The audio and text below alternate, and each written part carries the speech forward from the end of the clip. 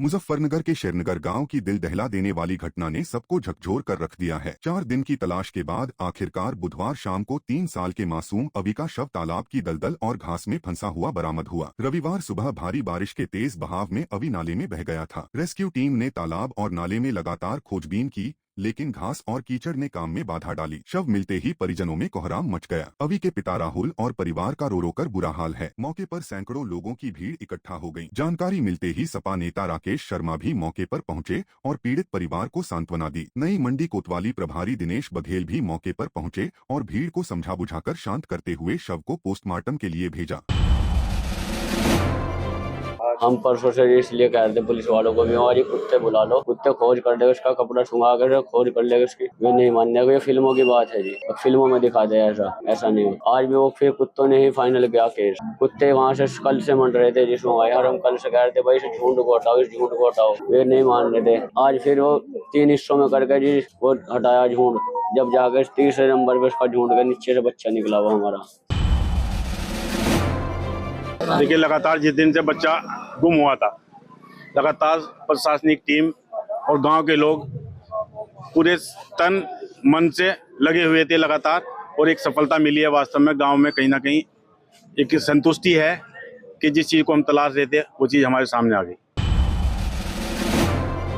बहुत दुख है, इसके कोई शब्दों में बयान नहीं करा जा सकता। बच्चा हमारा ही बालक था, यानी कि अभी बच्चे का नाम था, उसके पिताजी जो है राहुल, वो हमारा ही बालक था।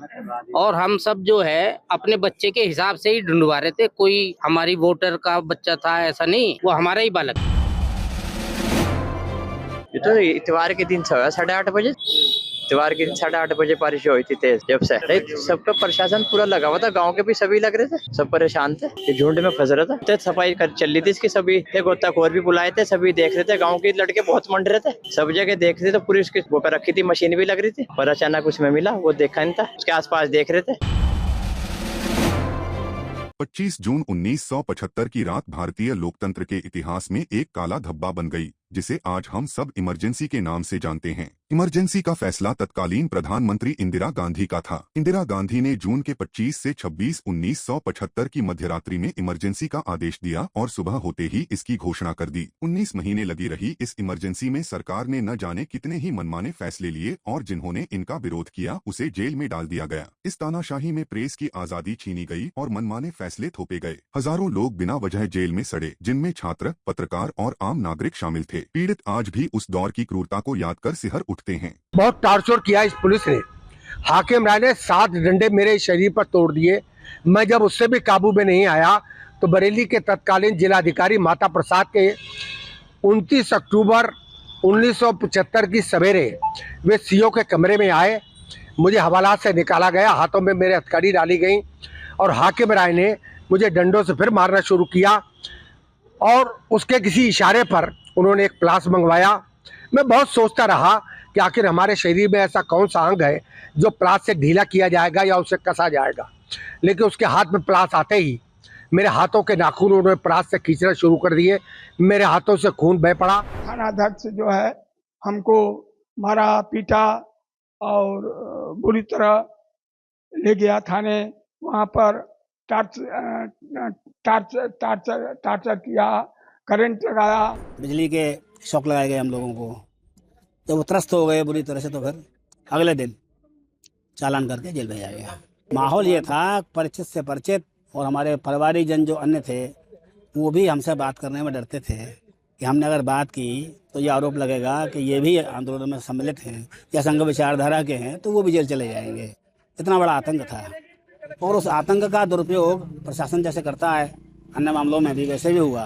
तमाम व्यापारियों को जेल भेज दिया गया, जो सही भी थे और नहीं भी थे उनको भी, और तमाम अपराधी जो एक्चुअल हिस्ट्रीटर थे उन पर भी वो डिफेंस इंडिया रूल लागू करके जेल भेज दिया, केवल नंबर बढ़ाने के लिए।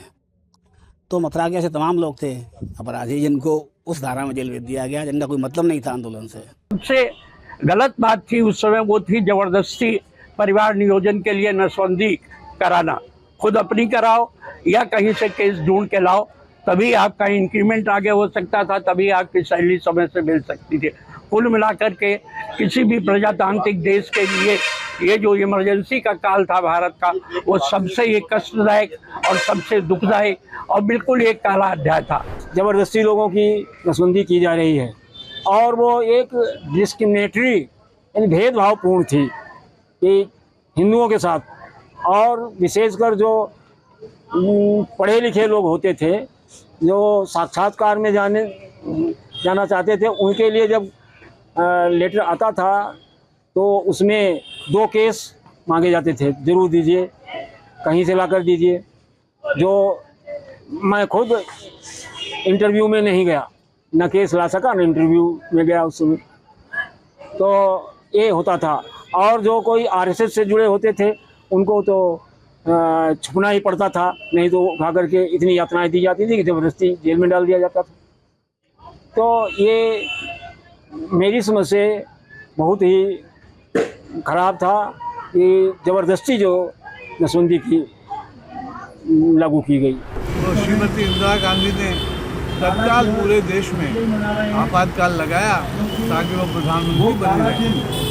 उस समय सारे देश भर के बड़े बड़े नेताओं, मोरारजी देसाई, अटल बिहारी वाजपेयी, चरण सिंह, चंद्रशेखर आदि सारे नेताओं को उन्होंने देश भर के लाखों लोगों को जेलों में डाल दिया।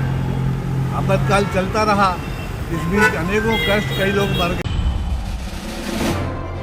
आपातकाल के 50 साल पूरे हो गए हैं। 25 जून 1975 को तत्कालीन प्रधानमंत्री इंदिरा गांधी ने आपातकाल की घोषणा की थी। 1975 में तत्कालीन प्रधानमंत्री इंदिरा गांधी ने आपातकाल लागू किया था। पीएम नरेंद्र मोदी ने इसे लोकतंत्र का काला अध्याय बताते हुए कांग्रेस पर तीखा हमला बोला। उन्होंने कहा कि संविधान का गला घोंटा गया, प्रेस की आजादी छीनी गई और लाखों लोग जेल में डाले गए। बीजेपी ने इसे संविधान हत्या दिवस के रूप में चिन्हित किया, जबकि कांग्रेस ने जवाब में मोदी सरकार पर अघोषित आपातकाल का आरोप लगाया। मुजफ्फरनगर की गांधी कॉलोनी में स्थित गांधी वाटिका में 25 जून 1975 को तत्कालीन प्रधानमंत्री इंदिरा गांधी द्वारा लगाए गए आपातकाल की 50वीं वर्षगांठ पर भारतीय जनता पार्टी ने इसे काला दिवस के रूप में मनाया। इस मौके पर गांधी वाटिका के सभागार में एक विशेष प्रदर्शनी का आयोजन किया गया, जिसका उद्घाटन उत्तर प्रदेश सरकार के ऊर्जा राज्य मंत्री और जिले के प्रभारी मंत्री सोमेंद्र तोमर ने फीता काटकर किया। यह प्रदर्शनी आपातकाल के दौरान हुए दमन, प्रेस सेंसरशिप और नागरिक स्वतंत्रता के हनन की याद दिलाती है। बीजेपी का कहना है कि यह आयोजन आज की पीढ़ी को उस काले दौर से अवगत कराने के लिए है। आपातकाल के 50 वर्ष के बाद 25 जून 1975 को जो उस समय की सरकार ने आपातकाल लगाया, काले दिवस के रूप में उसे मनाया जाता है। और उस समय की प्रधानमंत्री इंदिरा गांधी जी ने जिस तरह से संविधान को और अपने पद का दुरुपयोग करते हुए माननीय न्यायालय के द्वारा भी उनके अधिकार और उनके बारे में जो निर्णय आया, उस समय उन्हें जो निर्णय लेना चाहिए था उसे न लेकर उन्होंने देश को आपातकाल में झोंक दिया। मुजफ्फरनगर में कांवड़ यात्रा से पहले एक बार फिर नेम प्लेट विवाद ने तूल पकड़ लिया है। पूर्व बीजेपी विधायक विक्रम सैनी ने बयान दिया है कि कांवड़ यात्रा मार्ग पर होटल, ढाबों और खाने पीने के संस्थानों पर संचालकों और कर्मचारियों के नाम अनिवार्य रूप से प्रदर्शित किए जाने चाहिए। यह बयान ऐसे समय में आया है जब पहले भी इस तरह की मांग को लेकर विवाद हो चुका है। 2024 में मुजफ्फरनगर पुलिस ने इस तरह का आदेश जारी किया था, जिसे बाद में स्वैच्छिक कर दिया गया, लेकिन इसे लेकर सियासत गरमाई थी। सैनी का यह बयान सामाजिक सौहार्द पर सवाल खड़े कर रहा है। नहीं, नेम प्लेट तो लगानी पड़ेगी। जिसका भी ढाबा है, होटल है, उन्हें अपनी नेम प्लेट लगानी चाहिए। मालिक की नेम प्लेट लगानी चाहिए। जो उसमें काम करने वाले लोग हैं, जैसे हलवाई हैं, रसोइयाँ हैं, उनकी भी एक लिस्ट होनी चाहिए, कौन कौन खाना बना रहे, कैसे बना रहे, तो ये होना जरूरी है। तो एक महीने में कौन सी लात लगी, एक महीने में कहाँ लात लगी। शाकाहारी बनाओ आप, क्यों मुर्गे बना रहे, क्यों अंडे बना रहे, तो एक महीने कहीं और कर लो काम, सेवा कर लो भाई। बवाल होने से पहले अपनी समझ से ही और बड़े प्यार के साथ ये काम करना चाहिए, क्योंकि हिंदुओं का पर्व है। जल लाते हैं, गंगा जल लाते हैं हरिद्वार से, और व्रत भी रखते हैं लोग। तो किसी का ईमान भ्रष्ट ना हो, धर्म भ्रष्ट ना हो, सबको चिंता करनी चाहिए। कार्रवाई तो प्रशासन करेगा ही, बाबा बैठे। मुजफ्फरनगर डिस्ट्रिक्ट कोऑपरेटिव बैंक की वर्तमान प्रबंध कमेटी ने 2 साल पूरे होने पर अपनी शानदार उपलब्धियां गिनाई। कोर्ट रोड स्थित बैंक मुख्यालय पर प्रेस वार्ता में बताया गया कि 1927 में स्थापित इस बैंक की अब 50 शाखाएं हैं। 2 साल में 1000 करोड़ से ज्यादा का फसली ऋण किसानों को दिया गया। आयकर विभाग से 7.85 करोड़ का रिफंड हासिल हुआ और कार्यशील पूंजी 614 करोड़ बढ़ी। बैंक का शुद्ध लाभ 9 करोड़ रुपए बढ़ा। डिजिटल सेवाओं और नई योजनाओं ने बैंक को नई ऊंचाइयों पर पहुंचाया। बंधुवर, जैसे कि पहले समझो कि एक कोऑपरेटिव बैंक के बारे में एक धारणा बनी हुई है कि कोऑपरेटिव बैंक केवल किसानों को ऋण देगा, केवल कोऑपरेटिव बैंक सहकारी समितियों के माध्यम से ऋण देगा, केवल सहकारी बैंक जो है केवल और केवल केसीसी करेगा। आज ऐसा नहीं है। आज डिस्ट्रिक्ट कोऑपरेटिव बैंक मुजफ्फरनगर वो हर क्षेत्र में, वो चाहे होम लोन हो, 75 लाख तक का ऋण हम काफी अच्छी सस्ती दरों पर अन्य बैंकों के मुकाबले उपलब्ध करा रहे हैं।